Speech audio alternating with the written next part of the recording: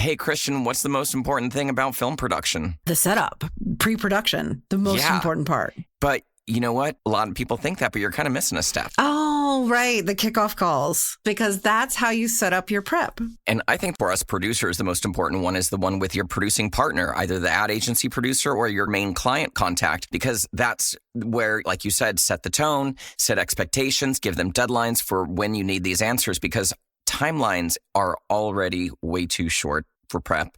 I know. We could always use more prep time, right? So what we've done is we put together our top 7 questions that you should ask your agency producer or client now on that very first kickoff call. Not only does it help answer questions that you may have, it also allows you to set the tone and, establish yourself as the leader of the project, which is also a very important step as well. So we'll put a link in the show notes where you can get on our website and take a listen to our free audio bonus, another delightful conversation between me and Sister Christian about best ways of setting yourself up for success. Yeah, it's a page turner. Check it out. Hey, Lawrence, I think I need a raise. You do? Why? What do you mean? Well, as a freelancer that I've been for 20 plus years, every single raise that I've ever had or promotion that I've ever had, I've given to myself. Really? Yeah. I have. I remember as a office PA, was I ready to start coordinating? No. No. But did I buy a computer and start? Yes, I did. When Exactly. I was a PM, I didn't even have to, I did. I was like, give me a chance. I'll work for less money, unfortunately, something. And then, music video, nobody wants to do. Perfect. I'll do that as a production manager. And then when it came to producing, there you go. Same thing. Yeah. We have to decide that it is time to give ourselves a promotion and find a way to make that next step in your career.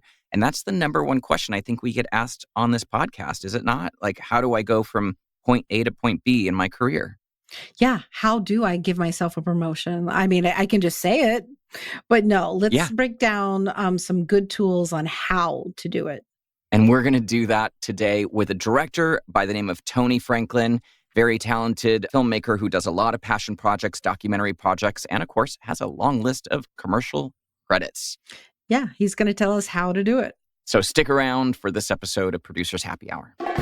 Welcome to the Producers Happy Hour with your hosts, Sister Christian and Lawrence Lewis. We're 2 producers with over 20 years of experience each, chatting over drinks about what it means and what it takes to be a good producer. Join us for insightful interviews and informative show topics that will help you get through your toughest jobs, biggest production challenges, and most difficult clients. So grab a drink. You're going to need it. And let's get to it. Because making shit is hard. Oh, that echo gets me every time. If I could just have an echo follow me around with that music, I think I'd be happy. You're already commanding enough, but that would just like put the button on the cake. Is there buttons on cakes? I don't know. There's cake buttons. How have you been, Christian? What's going on in your world? Pretty good. I'm hopefully just about to live one of my lifelong dreams of heading to Colombia on a shoot. Wow. I know. Has that actually been a lifelong dream, or you just figure? Yeah. I mean, the goal is to get to South America to film because it's the one I haven't filmed there yet. So I feel like, I mean, where was it going to be? Who knows? So the fact that it's Colombia, very excited. How about you? How are you doing? Good. I am, depending on when this episode airs, either on my way or just returning from Mexico City for a shoot. And then possibly on a cruise ship for another one. So we'll see. Gross. Sorry. Definitely gross. But I'm crossing my fingers. There is a card room on a casino floor somewhere in there, so I can just play blackjack when I don't have to be working. That will be my ideal situation.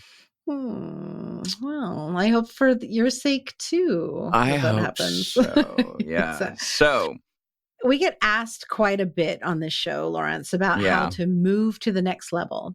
I self-promote. I've promoted myself into every position that I've had in this industry. Me as well. So we get that question from producers, production teams, of directors, cinematographers, you name it, we get it. It's a very common question, so we thought we'd address it here. Yeah, it's like, how do you go from point A to point B in your career? A lot of people often feel stuck. But you know what? they might be actually in a better place than they think. But, how do you get from point A to point B in your career? And who better to chat about it with than a director, Tony Franklin. Tony, thank you very much for joining us today. Hey. Hope you're enjoying happy hour with us. Do you have a drink with you? I was kind of unprepared, but I do have a Modelo. So this is sponsored by Modelo. We'll take it. That seems better prepared than what not being prepared at all. Yeah. I had a couple in the studio fridge, so I was lucky. Lawrence, what are you drinking today? Oh, me. Okay. Well, yes, I've got to take a little time and talk about the 2023 Bacardi's Cocktail Trends Report. Shut up. I'm not joking. It's a thing. And what they're saying is a lot of bold flavors are going to be coming into trend this year. A lot of ferments like kombuchas and kefirs. More martinis, a lot of martini play this year. Remember the 90s, the appletinis and the lemon drops?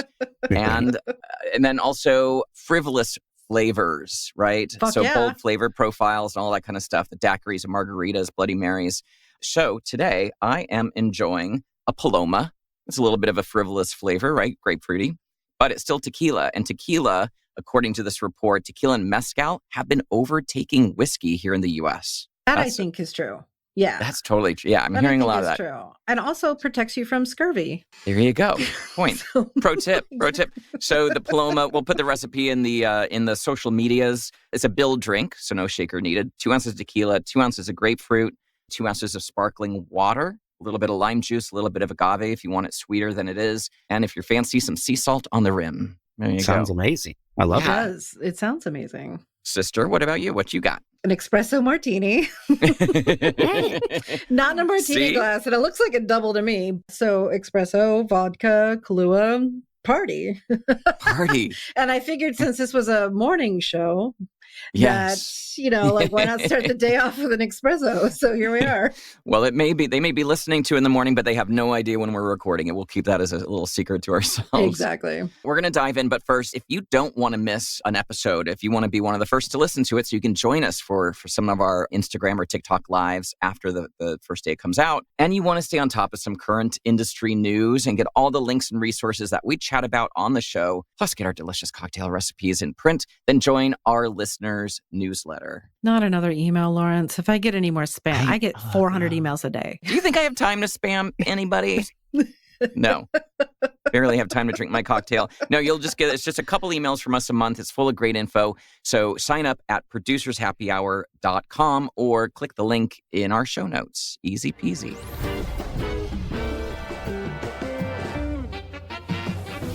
All right. Tony Franklin is a Los Angeles-based multi-award-winning director who has worked with brands such as BMW, IBM, Wired, Purina, Pizza Hut, Gatorade. The list goes on and on and on. Tony's deeply human style of storytelling combined with his past agency experience has helped national brands win multiple awards. Whether it's commercial or branded content, Tony distills real moments and elevates them to something beautiful and honest. Welcome, Tony. Oh, hey. Thanks for having me. I appreciate it. Yeah, thanks for coming. We appreciate you braving the rain. I'm kidding. Yeah. Today is probably the thickest rain I've ever seen since I moved here about 4 years ago. But I come from the Midwest. I don't mind it. I embrace it, put the cozy clothes on, and just chill. There's something going on with the climate. It seems to be changing a little bit. A lot more atmospheric rivers than I've ever heard of in my lifetime. Yeah, I mean, even since I moved here, it's like gotten rainier every year, which I guess is a good thing, right? It is a good thing. The problem is the city does not have a way of reclaiming that water. It's built to shoot all of that water out into the Pacific Ocean. Yeah. So there's going to have to be some serious infrastructure. And to work in a city that everybody always says, just go to LA. It's always sunny, or you'll always have good weather. You don't have to worry about it because, filming kids outside in December, go to LA. It just seems like that has been for the 20 plus years of my career. That was always why you came to LA, was for no rain or no weather. Well, coming from the Midwest, I mean, I came for the sun, obviously, Yes. The Minneapolis winters are great if you embrace it, but it's not as sunny. Okay. So, it's beautiful to come here and just, embrace. When it's sunny, love it's the sun. Beautiful. Exactly. Yeah. And it was sunny this weekend. So, my daily hikes, not today. I don't hike in the rain, but no. Even when it's cloudy, I still hike, So, Tony, why don't you start by giving us a little bit of insight to your career as a director? Like, set the stage for us so we can know how networking as a freelancer is a part of your career plan. I'd like to step back even a little bit further, if you don't mind, just Sure. to show you. I went to school in San Francisco for photography, graduated with a graphic design degree in Minnesota. Then Target, I was an in-house creative at Target for 10 years and just really, loved it. It was a great job. Loved the people, loved the constant change of what are we going to do next and stuff. But I got a little bored, so I started making documentaries on the side of my day job and pitching my documentaries to post-production houses to do the post, obviously, and they could use it as their own footage and talk about it on their newsletters and stuff like that. And then I ended up placing at the One Screen Show in New York 2 years in a row as top 10 short documentaries of the year. And so it was all like these big production companies from LA. And then it just said Tony Franklin, Minneapolis, Minnesota, And so the second year there were, all these 10 companies, they changed obviously over the 2 years, but we're like, who's this Tony Franklin guy? So they actually took me out to dinners and, of course I had these dirty documentaries and no reel to join like MJZ or whatever. Right. But they were still interested in talking to me. So, which still today I continue to make these passion projects, and that's what really grows my personal freelance career. But so then, after about 3 years of, the Atlantic.com picked me up as best short doc of the year and being shortlisted at the One Screen Show and all these different little weird avenue awards that I was part of while I still had my day job. Then I started renting out theaters in Minneapolis and hosting my own film festivals. That's cool as fuck. Yeah, so I did it twice. I did it only 2 times, right? But I would make like 3 documentaries and then I would rent out a theater and then I would run these 3 documentaries twice in 2 shows, right? And so I made them all about like, Minneapolis is very bicycle heavy. It's like one of the best bicycle towns in the States. So I made a lot of documentaries about like people who make bikes or bike races and things like that, because the advertising agencies, everyone bikes, So I knew that's how I would get people to come to the shows. I would get to know people on the advertising agency. So I did the theater thing for a little bit and everything. And then, I just decided, after 10 years at Target, time to give it a go and see what happens. I was so naive because at Target, I was very much into just print and like rebranding their photography every year. I had nothing to do with TV. So that was kind of my foray into where I am now. So I have been directing now for 10 years. 6 of those years, I lived in Minneapolis, didn't know anybody, but just freelanced my butt, and been here about 3.5, 4 years. That's kind of where it all started. And then I would just take trips out to LA and New York, make like 3 meetings a day with, even if it was a receptionist at production company or whatever, I just try to get in anywhere. Right. That would lead us to our next question. Like, so you're an independent director, you're not run by a large production company who's pushing you and, you got boards? Tony would be great for this, right? Right. Sales agents. So how do you get how do you get yourself in front of agencies and brands? Well, I think it's all because of my passion projects that I do. And I have a pretty decent following on my newsletter that I don't, put out too often, maybe 4 times a year. Newsletter. Let's not forget that. We'll just so you know. We'll come back to that. I don't know a lot of directors that have their own newsletter. I want to come back to that, but carry on. Yeah. No, I mean, there's a company right now that I'm consulting with about growing their business based off of them following my newsletter and my passion to just market myself. I mean, basically my second year, I landed BMW's national holiday spot for their first electric car commercials. And, that's kind of where it all took off, so all in all, it's word of mouth, like I work, I did like 2 years of Purina commercials, Purina dog chow, so it's a lot of repeat business. It's a lot of word of mouth. Like I got Etsy's first ever commercials, which we did like 30 of them over a course of, I mean, some of them are like 6 seconds, 15s and 30s, right? Of course, but still. My Target experience, like being a person who rebrands their photography and creative at Target, helps me win a lot of those product driven, which is most commercials besides pharmaceutical, right? So that really helps me check off a box, So basically a producer that I did a bunch of Prudential commercials. She recommended me to this agency that does Etsy. And so they love that I worked at Target. And, so a lot of that kind of works together. And I think a lot of it is just as a freelancer, building your story, when you're on the phone with the creatives and the clients and things like that. Building your story. That's interesting. I mean, a lot of marketing is based on storytelling, and that's what we do as commercial filmmakers and content makers is storytelling, even though it's a brand is involved. So us as freelancers kind of need to have our own story in a way. Is that what you believe? Yeah. I mean, your background, your passion, not having an ego because you come from agency side. It all comes down to really just doing the work, being kind, being enthusiastic, and getting repeat clients, but also networking is like the biggest thing. Like I set up at least 3 meetings a week, with production companies because freelancing is great. And I've been doing it for 10 years, but I'm at the point where I'm competing at such a high level that I'm honestly starting to move onto the roster side. So that's, the transition of the directors. Sometimes they do it right away, which is great. And sometimes they do it later, which is great. And sometimes freelancing is the best. Sometimes on a roster is the best. There's no magic to it. There's no answer, but whatever's best for the individual at their time with their career. Yeah. That's one of the questions we get asked a lot. How do I get on a roster as a director? It's a little bit of magic time. People say luck, right? And luck is what? The intersection of opportunity and preparedness, experience, right? Having all your skill sets there at your fingertips, working with them every day, doing your passion projects. And the minute that phone rings or the email comes, you're ready and you're prepared. I want to kind of back up because you said BMW was kind of one of your first things that you landed, early on. And you said via word of mouth.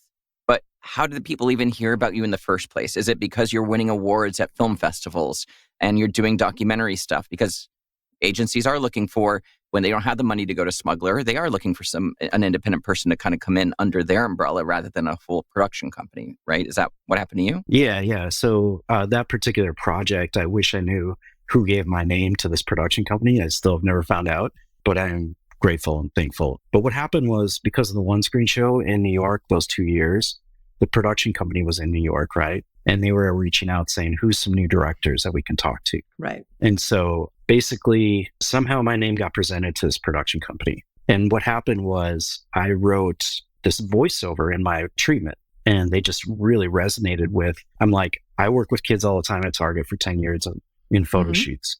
And these spots are all about kids in this car. It's rocket ship is all about the i8 at that time, which is kind of like a rocket ship car.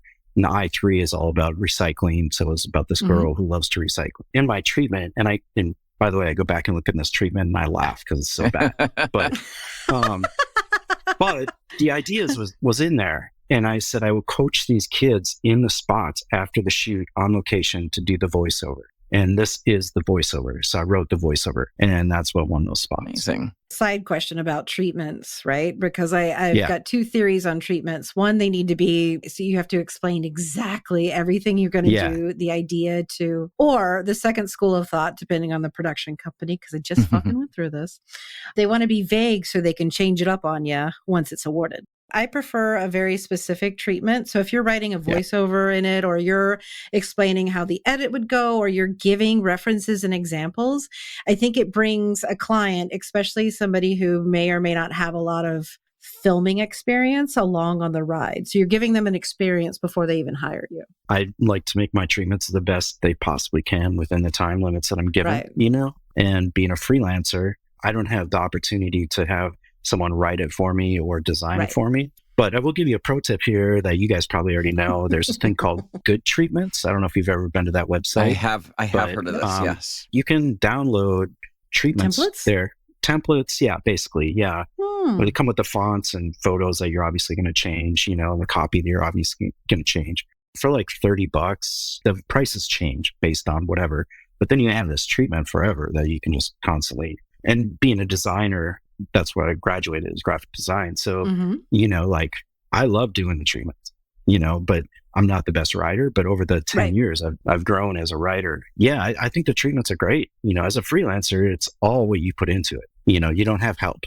I agree. And I think that there's a lot of directors out there who prefer to do their own treatments. And then I definitely see them where it has been done by somebody on staff and then they just polish it off with a few words too, depending on the director. I personally can tell when that happens because I've been doing it for long enough to understand who is written what. Oh, yeah. You can tell that there's love and care put into something if you've done it yourself. There's been some instances, obviously, where they're like, we're just going to hire a writer. You lay it out based off the creative call and my notes on the call, things like that. So, over 10 years, I've had some help writing treatments, but I like to do them myself. That makes sense. It's a smart way of doing it. Or you can, sometimes you'll hire someone to write it. It comes in and it needs to be rewritten, but at least it's a framework and a starting point that you can then kind of tweak and make your own. Yeah. And if that happens, I suggest or recommend you sending some of your previous treatments that you've written. They so get they your can style. Kind of get a tone. Yeah. That's really smart. Christian, why are locations always such a hassle in our jobs? I know. And I get all kinds of jobs. Like, here's one for you. Celebrity interview. Celebrity lives somewhere like Memphis, Tennessee or Minneapolis. So I have to find a location near their house that is for a simple interview, but it still needs to be like a loft type setting. And it needs to be on the first floor versus like on the third floor walk up. Right. And the surprise, the budget does not have a proper location scout in the budget. Yeah. What do you do? I mean, I've used marketplace stuff. I've certainly used Airbnb for this, but that can be a time suck, and dealing directly with homeowners is like, no thanks. It's a nightmare. And like you said, sometimes I get on a job so early, I've got to do some pre-research before I can bring a scout on, or there aren't enough scouting days in the budget. Guess what? That's your job. Exactly. And I've used those marketplaces too, but there's like a million steps between us seeing a listing that we think could work, the director loving it, but us actually seeing it in person and booking it and securing it and doing all that. It can just be a nightmare. Well, drumroll, please. Yes. That is where our friends at Ave come in. Yes. Ave are the first nationwide location scouting company. Ave has a huge private network, and you can save a ton of time and money getting you the perfect location wherever you need it. Simply fill out a quick form. You'll be paired with an amazing location producer, and you'll receive a curated report with the best location options for your project. From there, they'll handle everything from walkthroughs to negotiating your location agreements and even permitting if needed. And they'll work seamlessly with you, your location manager, or your production team, whatever you need. There are no upfront costs, and they only get paid if you book the location you need, which is magical. Amazing. I cannot believe that part. So please save time, money, and your sanity by adding Ave to your producer toolbox. Visit Ave at avvay.com. You're not going to regret it, I promise. And tell them we sent you.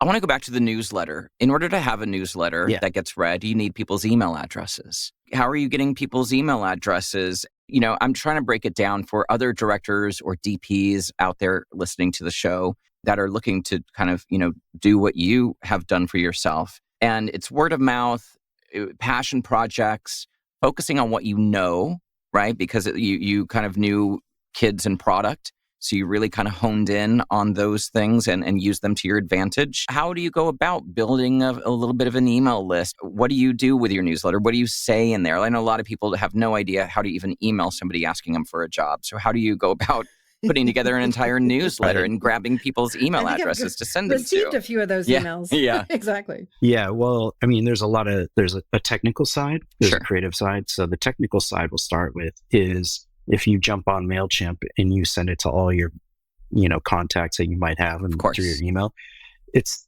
going to go to spam or what they call like promotions. Yeah, the promotions tab. In Gmail. Yeah. So you have to learn, there's like a technical side that you need to learn of how to set up your email list. How to break through. Yeah. Which I recommend, and I'm not a paid sponsor or anything, but I recommend Flowdesk. It's FLO Desk, because they're not as big of a company. So they don't, get flagged like MailChimp, because Google has their own mail, newsletter now. So they're flagging MailChimp whenever they can. I'm not trying to diss any company or ad I'll any diss company. anybody. Yeah, Just let me know. I'll do but the anyways, dissing I just here. want to save everybody the time. Okay, you know Right. that, you know, so Flowdesk. Mm-hmm. yeah, or anybody, you know, I'm just saying, like, find a company that can help you with all of your technical side pre-sending your newsletter out. Okay, I try to send out a newsletter with like one great paid job and one passion project, right? So I have like 3 passion projects in post right now and a couple that I've written treatments for that I hope to do soon. But I think just, you know, people love to see those passion projects. I think it's so important to do that. But, you know, you send out your newsletter and then boom, I wait a week or whatever and I check the analytics of it, the analytics of who's seen it, how many times they've seen it, you know, and I create an Excel doc of who's seen this newsletter 10 to 60 times. If it's 60 times, they obviously sent it to their agency, but you can't see in their agency who has opened it. You can just see like Joe Schmo sent it to whatever, looked at it 60 times. So let's just make up a number here. Let's say you send it out 3,000 people, right? Yeah. Then you, a week later, look at it and 3,500 people have looked at it, right? So then you go through the analytics of that, create a separate document. And then wait a week and just like personally email them and just be like, hey, I don't know if you've seen this. Pretend like you don't know or whatever. So it's, you know, as a freelancer, you're just like, you're sales, you're your own sales, you're your own rep.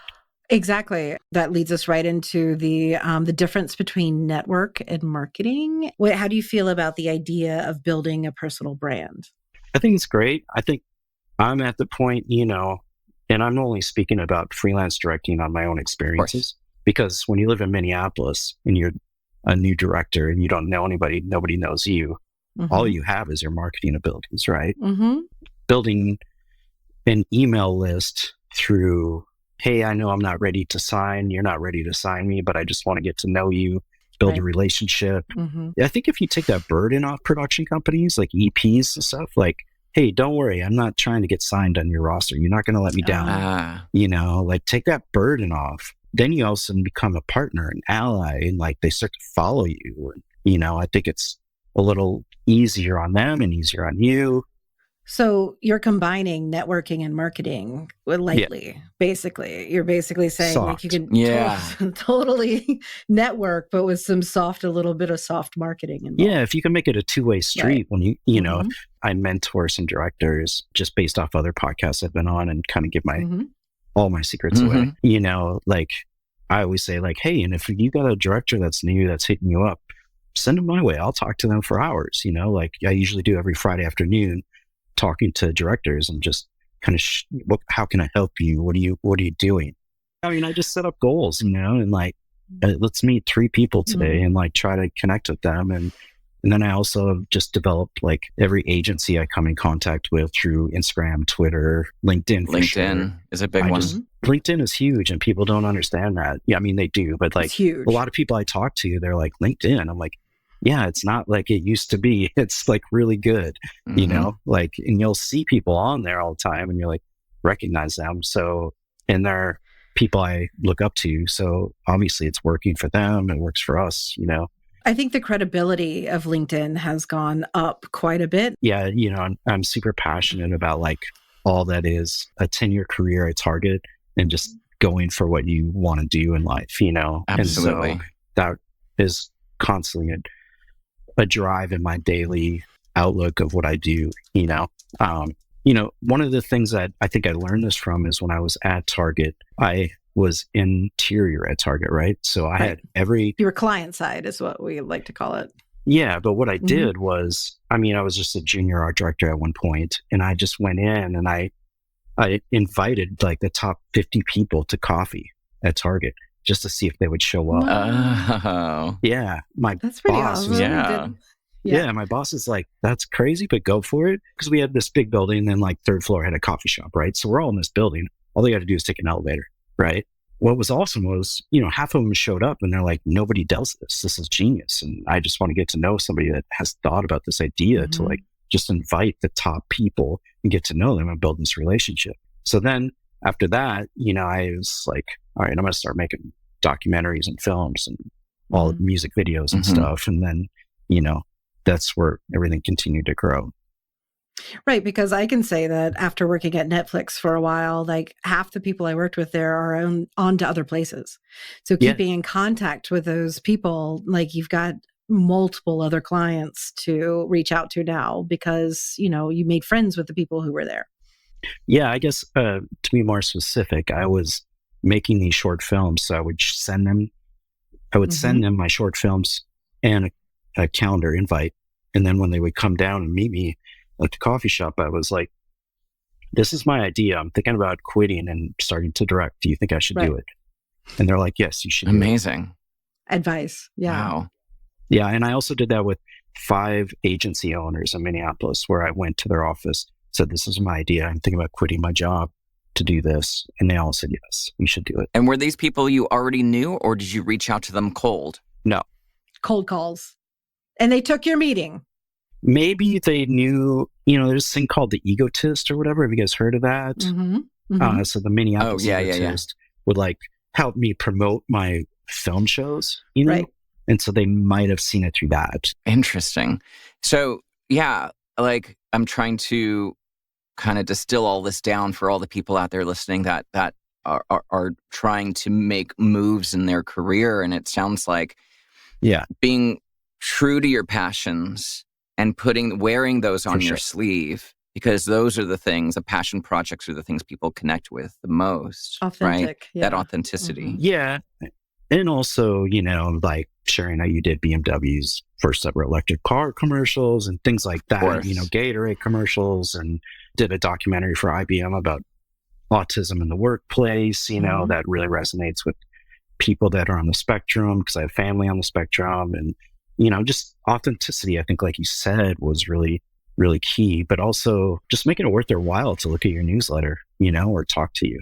Providing something. Just met with a certain production company last week, and, they probably wouldn't have met with me if they didn't see that I actually really am passionate about doing projects for free that I want to help people with. I've done documentaries about drag queen performers that their parents have never seen them in drag before. I've done documentaries with the Hells Angels. I've done documentaries about a 65-year-old demolition derby driver, like show them that you're not trying to like boast about them, but rather help them and share their story. If you can just kind of show some of that, I think it really goes a long way. Yeah. The humanity behind it. Because you bring that to set. Right. No, that makes sense. You do. I think I read somewhere that like the right kind of marketing or networking approach, especially on social media, is to spend 80% of your time just being authentic, being human, being yourself. Yeah. And only 20% of it should be when you're saying, hey, I'm also a producer and available for your next production, or I'm a DP available for your next production. Like the majority of your time should just be exposing yourself. And I've really loved listening to your podcast. I've learned so much great insight and, things that I've really loved to learn about producing, and where you come from. It helps me work with producers better, as a matter of fact. Well, thank you. That's kind of what we're trying to do, is make sure that producers understand how to produce better. And you're never going to know that from another producer. You're actually going to get it from the people that you produce with. Exactly. Or for. Yes. Yeah. So we touched on a lot of takeaways just now, but how can other freelancers in production workers, or any of the crew members, I don't know if a gaffer with a newsletter if that's going to work for them, but. Oh yeah, it will. It will. Yeah. I follow writers, like that don't even work in film. They're just like building their subscription of people through Substack or whatever. But I follow 2 writers that every Monday I get an email from them. And one of the things like gaffers or whatever everybody else below the line is like, they can share things where like they find things that help you, so like these writers always like send, what they're up to, of course. They're building their audience and who they are. They also at the bottom of it share like, oh, and this is what I found this week. This might help you. Sharing things I think is super helpful. if a gaffer ever had a newsletter, I would follow it just because I would love to learn more about gaffing, you know? Totally. There is actually a gaffer I just found on Instagram who's doing these short bits about lighting and equipment. And I started following him too because I'm like, hey, this is really great info. And also, it's important to have it on your personal website. As if you go to my website, right, there's a little link at the top that says, follow my newsletter. You know, I promise it's fun. It's, of course. You know, or whatever, just trying to keep it fun. I think what you've been saying is really important because a lot of people, you know, they set up their website and they sit and wait for jobs to kind of roll in, and that approach doesn't work. And not anymore. You sound so organized, and you're talking about looking at metrics on your email list, and you've got these tools that you use, and you attribute time in your week to, you know, reaching out to a certain number of people. You set up goals. So you're really looking at it like that part of it is a part of the job itself. Yeah. And I also think that you're doing all of that while using your heart and your mind. Like you're thinking about how it's going to be received, as well as how what the value intent, it brings. Yeah, and the intent that you're sending it. So yeah, I think that advice I think is huge. If you go to my website, there's my latest like passion project on my docu-site. It's called LA Unity. Okay. And we shot it on film. We shot on like 4 different cameras, but one of them was film. I wanted to bring awareness to hate crimes and like how they grew last year to the most extreme measure of ever.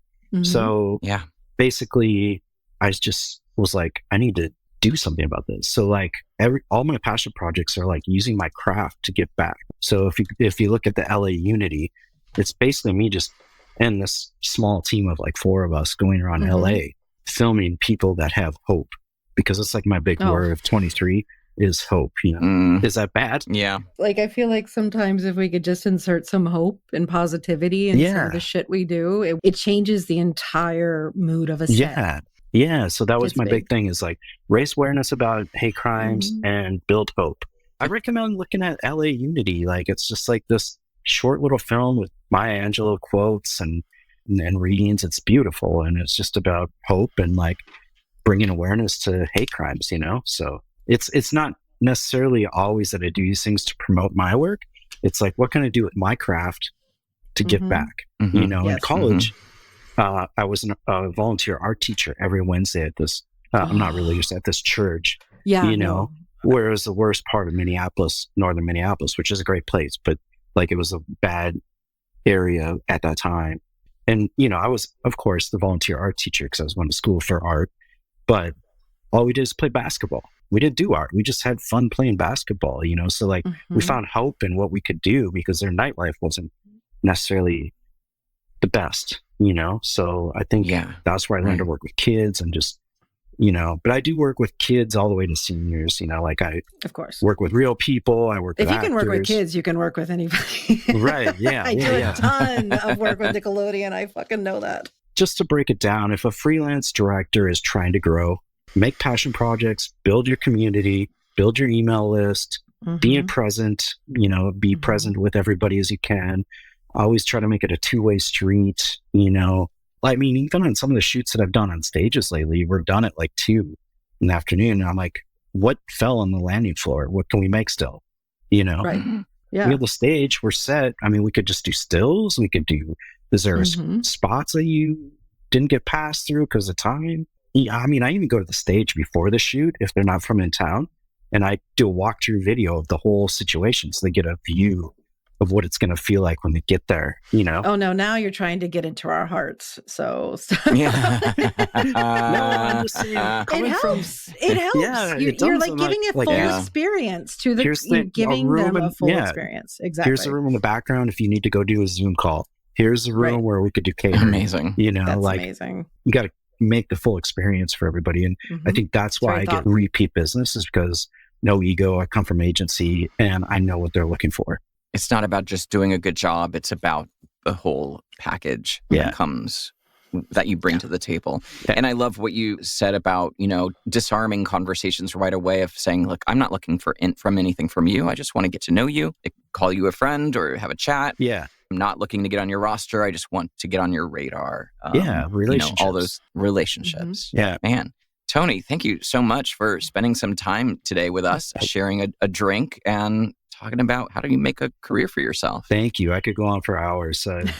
Anytime. And again, if anyone hears this and they just want to reach out on my Instagram or whatever, and I'm always open to chat. And help. What's the best way for people to A, find you, B, see your work and these amazing documentaries and get in touch with you? Is it your website? Is it Instagram? What's the best way? I mean, both. So TonyFranklinDirector.com is my website. Mm-hmm. And then I've got the Tony__Franklin at Instagram. Mm-hmm. And then probably through your contacts, your posting. Yeah. And Lawrence, how can people get a hold of you? They can get me on my website, lawrencetLewis.com. I'm also on LinkedIn and Twitter, but you'll have all my info there on my website. How about you, sister? SisterChristianProduces.com. All right. Thanks, Tony. Thanks, everyone. Producers Happy Hour is brought to you with the help of the handsome Christopher Daniels, who is a design and branding specialist, and Brendan Russell at podlad.com, who is our fabulous editor. If you enjoyed this podcast and want to dive deeper, subscribe to our listeners' newsletter. Simply go to producershappyhour.com to sign up. Thanks for listening, and remember, enjoy happy hour while you can. Because making shit is hard.